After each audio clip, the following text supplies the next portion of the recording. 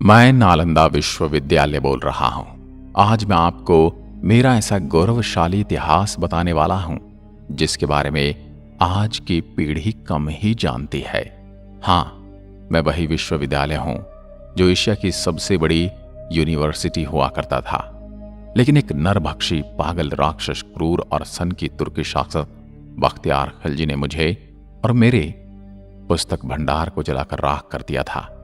महीनों तक मैं जलता रहा, किसी ने मेरी सुध नहीं ली। मैं सबसे पहले मुझे जलाने वाले के बारे में बताऊंगा, उसके बाद मेरी खोज कैसे हुई, उसके बाद मैं अपनी बनावट बताऊंगा, उसके बाद मैं आपको मेरी अलग अलग विशेषताओं से अवगत कराऊंगा, और सबसे पहले मैं नालंदा को क्यों तहस नहस किया गया वो बताता हूं। मेरी कहानी सुनोगे तो भारत के लाडलों, तो आपकी आंखें भी भीग जाएंगी। क्रंदन भरी आंखें और रुंधे हुए गले के साथ मैं आज सुनाता हूं मेरी कहानी। मेरे प्रांगण में 10,000 से ज्यादा विद्यार्थी पढ़ा करते थे और उनको पढ़ाने के लिए 1600 से अधिक पंडित आचार्य हमेशा मौजूद थे। एक समय की बात है, बख्तियार खिलजी नाम के क्रूर लुटेरे और मूर्ति पूजकों के विरोध की तबीयत खराब हो गई। किसी गंभीर बीमारी ने उसे जकड़ लिया था। उसने अपने नीम हकीमों से बहुत इलाज करवा लिया, लेकिन उसकी तबीयत ठीक नहीं हुई। उस समय एक यात्री मेरे प्रांगण में घूमते हुए सभी विषय पर पढ़ने वाले आचार्यों से भेंट करते हुए मोहम्मद बख्तियार खिलजी के राज्य में जा पहुंचा। वहां उसे पता चला कि वो अभी बीमार है तो मिल नहीं सकता। उस यात्री के विशेष आग्रह पर बख्तियार खिलजी मिलने के लिए तैयार हुआ।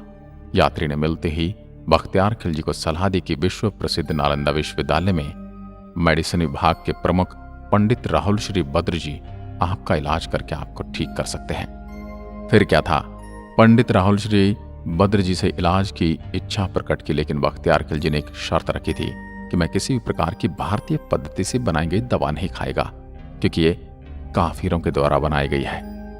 फिर कुछ समय के बाद राहुल जी श्री बद्र ने कुरान की प्रति लेकर खिलजी के पास गए और ये सलाह दी कि प्रतिदिन कुरान की प्रतियां आप पढ़ेंगे तो आप ठीक हो जाओगे, ये मेरा दावा है। उसके कुछ दिनों तक खिलजी ने कुरान की प्रतियां दिन में कई बार पढ़ी और उसने महसूस किया कि उसके स्वास्थ्य अब ठीक होने लगा है।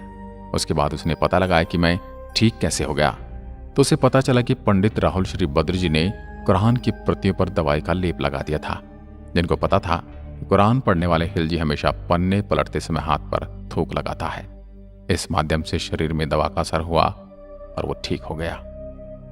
उसी के तुरंत बाद खिलजी को यह बात सहन नहीं हुई कि मेरे नीम हकीमों से मैं ठीक नहीं हुआ, परंतु काफिर की दवाई ने मुझे ठीक कर दिया। मेरे हकीमों से ज्यादा ज्ञान उन आचार्यों और पंडितों में है। मन ही मन में मेरे प्रति उसके मन में द्वेष पैदा हो गया। मैं नालंदा विश्वविद्यालय पूर्ण रूप से शांति का संदेश देने वाले भगवान बौद्ध से प्रेरित था। जगह जगह पर भगवान बुद्ध की प्रतिमाएं और स्तूप बनाए गए थे।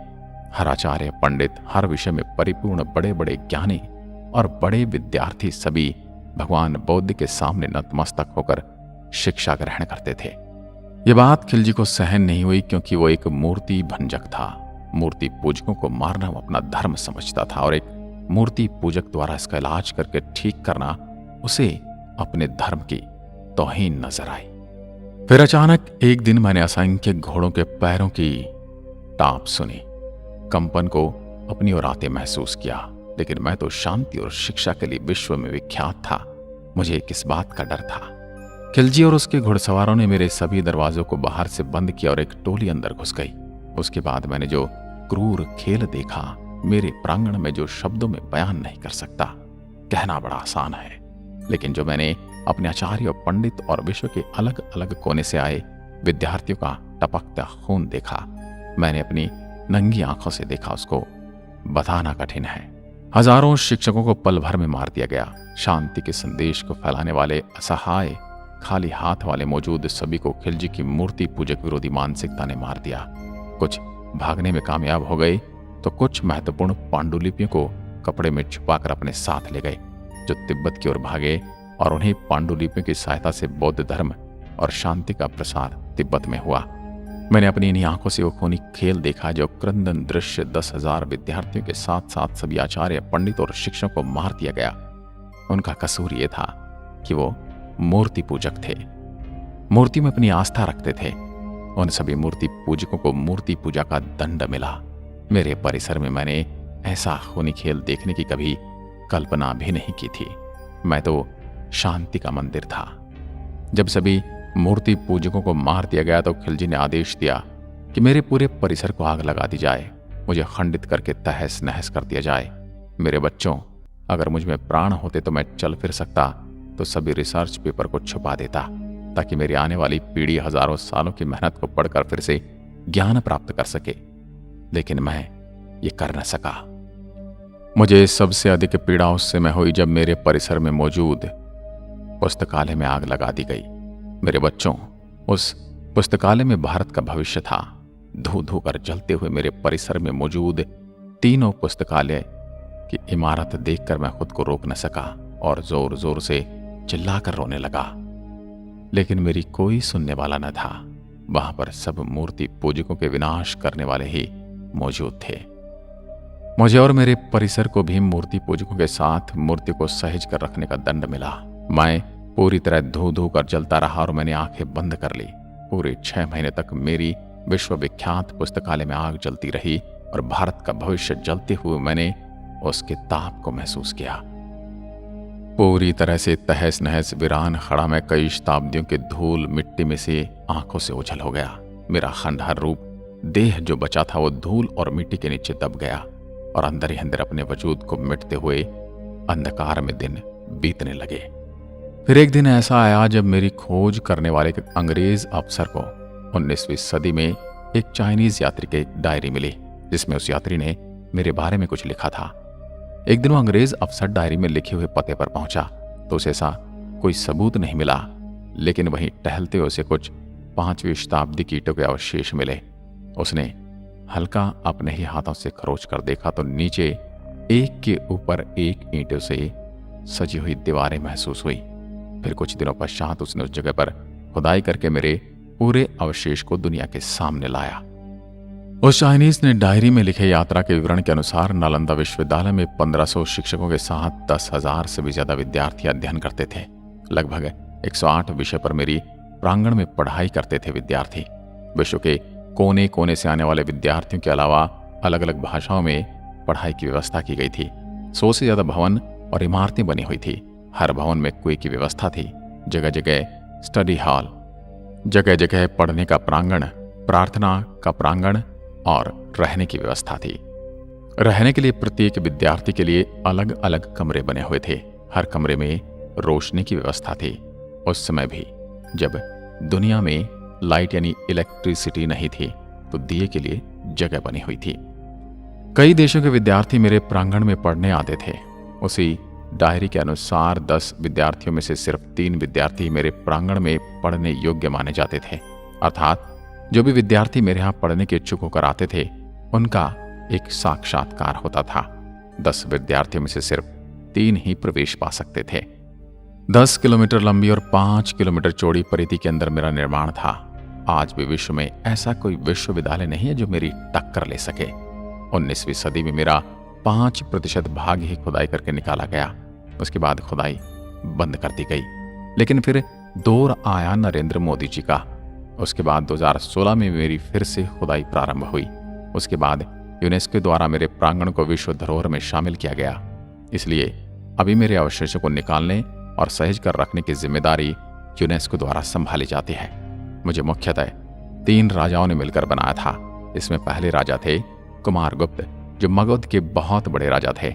मगध की राजधानी राजगिरा होती थी, जो मेरे विश्वविद्यालय के प्रांगण से 15 किलोमीटर की दूरी पर स्थित थी। कुमारगुप्त ने 500 ईस्वी में नालंदा विश्वविद्यालय के रूप में मेरी स्थापना की थी। 5वीं सदी थी। आप जिस स्थान पर आज आए हैं वो लगभग 1600 वर्ष पूर्व एक विश्वविद्यालय हुआ करता था। फिर दूसरे थे कन्नौज के राजा हर्षवर्धन। उन्होंने मेरे प्रांगण की दूसरी मंजिल का निर्माण कराया लगभग 7वीं शताब्दी में, और मेरी ख्याति दूर दूर तक फैलने लगी। उसके पश्चात तीसरे थे राजा देवपाल, जो बंगाल के राजा 9वीं शताब्दी में आए और मुझे देखकर प्रसन्न हो गए। फिर उन्होंने मेरी ख्याति को और बढ़ाते हुए तीसरी मंजिल का निर्माण किया। फिर इस विश्वविद्यालय के नाम और उपनामों के पीछे 3 राज्यों का नाम सबके ऊपर लिखा जाता है, जिनमें गुप्त वंश, हर्ष वंश और पाल वंश। जो भी मेरे लिए ईश्वर रूप उन राजाओं के पद चिन्हों की आहट में सुन सकता हूं। मेरे यहाँ छात्रों के रहने के लिए 300 कक्ष बने थे, जिनमें अकेले या एक से अधिक छात्रों के रहने की व्यवस्था थी। 1 या 2 भिक्षु छात्र एक कमरे में रहते थे। कमरे छात्रों को प्रत्येक वर्ष उनकी अग्रिमता के आधार पर दिए जाते थे। इसका प्रबंधन स्वयं छात्रों द्वारा छात्र संघ के माध्यम से किया जाता था। यह विश्व का प्रथम पूर्णतः आवासीय विश्वविद्यालय था। इस विश्वविद्यालय में 3 श्रेणियों के आचार्य थे, जो अपनी योग्यतानुसार प्रथम, द्वितीय और तृतीय श्रेणी में आते थे। नालंदा के प्रसिद्ध आचार्यों में शीलभद्र, धर्मपाल, चंद्रपाल, गुणमती और स्थिरमती प्रमुख थे। ह्युनसांग के समय इस विश्वविद्यालय के प्रमुख शीलभद्र थे, जो एक महान आचार्य, शिक्षक और विद्वान थे। प्रवेश परीक्षा अत्यंत कठिन होती थी और इसके कारण प्रतिभाशाली विद्यार्थी ही प्रवेश पा सकते थे। उन्हें 3 कठिन परीक्षाओं के स्तरों को उत्तीर्ण करना होता था। यह विश्व का प्रथम ऐसा दृष्टांत है। शुद्ध आचरण और संघ के नियमों का पालन करना अत्यंत आवश्यक था। यह महायान के प्रवर्तक नागार्जुन, वसुबंधु, असंग तथा धर्म कीर्ति की रचनाओं का सविस्तार अध्ययन होता था। वेद, वेदांत और सांख्य भी पढ़ाए जाते थे। व्याकरण, दर्शन, शल्य विद्या, ज्योतिष, योग शास्त्र तथा चिकित्सा शास्त्र भी पाठ्यक्रम के अंतर्गत थे। मेरी यानी नालंदा की खुदाई में मिले अनेक कांसे की मूर्ति के आधार पर कुछ विद्वानों का मत है कि कदाचित धातु की मूर्तियां बनाने का विज्ञान का भी अध्ययन होता था।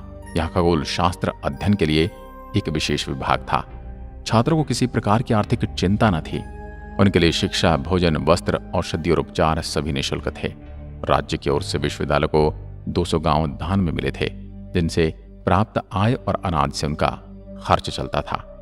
विश्वविद्यालय परिसर के विपरीत दिशा में एक छोटा सा पुरातात्विक संग्रहालय बना है। इस संग्रहालय में खुदाई से प्राप्त अवशेषों को रखा गया है। उसमें भगवान बुद्ध की विभिन्न प्रकार की मूर्तियों का अच्छा संग्रह है। इनके साथ ही बुद्ध की टेराकोटा मूर्ति और प्रथम शताब्दी की 2 मर्तबान भी इस संग्रहालय में रखे हुए हैं। इसके अलावा इस संग्रहालय में तांबे की प्लेट, पत्थर पर खुदे अभिलेख, सिक्के, बर्तन तथा 12वीं सदी के चावल के जले हुए दाने रखे हुए हैं। बड़गांव नालंदा का निकटतम गांव है। यहाँ पर एक सरोवर और प्राचीन सूर्य मंदिर है। यह स्थान छठ के लिए विशेष प्रसिद्ध है। नालंदा से थोड़ी दूर पर सिलाव स्थित है, जो स्वादिष्ट मिठाई खाजा के लिए प्रसिद्ध है। इनके पास ही है राजगृह। मेरे प्रांगण में मौजूद पुस्तकालय पूरे 9 मंजिल बड़ा था, जिसको कुछ इस्लामिक आक्रमणकारियों ने जला दिया। और मेरे पुस्तकालय में 3 इमारतें हुआ करती थी। उनके नाम हुआ करते थे रत्नादि, रत्न सागर और रत्नी रजक। 12 शताब्दी में जब खिलजी की क्रूर और मूर्ति भंजक विरोधी मानसिकता ने मुझे तहस नहस कर दिया, मेरी विश्व प्रसिद्ध पुस्तकालय में आग लगा दी और मुझे 6 महीने तक धू धू कर जला दिया। मेरे देशवासियों, आपने उस लाइब्रेरी में क्या खोया वो आप अभी नहीं समझ सकते। हजारों वर्षों के शोध, लाखों पांडुलिपि, हजारों करोड़ों शोध के पेपर धो धो कर जल गए। 6 महीने इसलिए लग गए क्योंकि उस समय पेपर नहीं हुआ करते थे। अधिकांश पांडुलिपि और रिसर्च के डॉक्यूमेंट ताम्र पत्रों पर उकेरे जाते थे। पूरा पुस्तकालय के प्रांगण का नाम धर्मगंज हुआ करता था। मेरे यहाँ आने के लिए आपको हवाई मार्ग और सड़क मार्ग अथवा रेल मार्ग से यात्रा करनी पड़ेगी। हवाई मार्ग के लिए निकटतम एयरपोर्ट यहाँ से 89 किलोमीटर दूर निकटतम हवाई अड्डा पटना का जयप्रकाश नारायण हवाई अड्डा है। रेल मार्ग के लिए नालंदा में भी रेलवे स्टेशन है, किंतु यहाँ का प्रमुख रेलवे स्टेशन राजगीर है। राजगीर जाने वाली सभी ट्रेन नालंदा होकर जाती हैं। सड़क मार्ग, नालंदा सड़क मार्ग द्वारा कई निकटवर्ती शहरों से जुड़ा है। अगर आप राजगीर से आते हैं तो 89 किलोमीटर दूर पड़ता हूँ। वहीं आप गया से आते हैं तो 89 किलोमीटर दूर स्थित हूँ, लेकिन बोध गया से आते हैं तो मैं 110 किलोमीटर की दूरी पर हूं। मैं नालंदा विश्वविद्यालय आपको आमंत्रित करता हूं। तो महानुभावों, मेरे बारे में आपके दिमाग में कुछ तो प्रतिक्रिया जरूर आई होगी। वो मुझे कमेंट सेक्शन में लिखकर बताइए, ताकि मुझे पता चल सके कि आप मेरे बारे में क्या सोचते हैं। मिलता हूं एक और पटकथा के साथ। तब तक के लिए नमस्कार। जय हिंद, जय भारत।